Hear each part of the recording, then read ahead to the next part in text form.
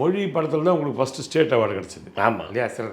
அப்போ எப்படி இருந்தது உங்களுக்கு மனநிலைமை? ராதாமோகன் சார் கூப்பிட்டு அவர் அழகியத்தியை அவர் படத்தில் நடிச்சிட்டேன். அதுக்கப்புறமா மொழியில் இந்த மாதிரி ஒரு கேரக்டர், பையன் இறந்து போயிட்டான், அவருடைய நினைவுகள் அங்கேயே நின்று போயிடுது, ஒரு சோகம் அப்படின்ற மாதிரி சொன்னோன்னா, உடனே எங்கள் காலேஜில் ஒரு ப்ரொஃபஸர், அவருடைய ஞாபகம் வந்தது எனக்கு. ஆனால் கோட் சூட்லாம் போடுவார், வருவார், பாடமெல்லாம் தெளிவாக நடத்துவார்.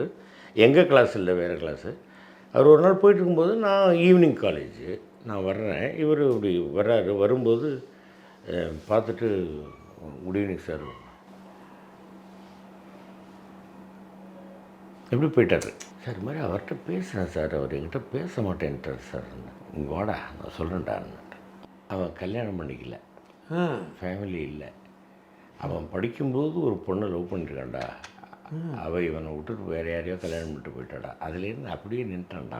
அந்த கேரக்டர் தான் இங்கே. அதை வந்து காதலியே இங்கே மகன் அப்படிங்கிறதுக்காக நான் வந்து அதை நான் இது பண்ணி நைட்டு பூரா தூங்காமல் உட்காந்துருந்து நடித்த படம் அது. Super super super. அந்த பிரம்மை அப்படியே இருக்கணும், கண்ணில் அந்த தூக்க கலக்கம் அதெல்லாம் இருக்கணும் அப்படிங்கிறதுக்கு. அது மாதிரி ஒவ்வொருத்தரும் இவ்வளோ அவரவருக்குள்ள 1000 கதைகள் இல்லையா? இல்லையா? அந்த மாதிரி ஒருத்தரை பார்க்குறது, அந்த கேரக்டரை மனசில் பதிஞ்சு வச்சுக்கிற மாதிரி, அப்பா சொன்ன மாதிரி, சிவாஜி அப்பா சொன்ன மாதிரி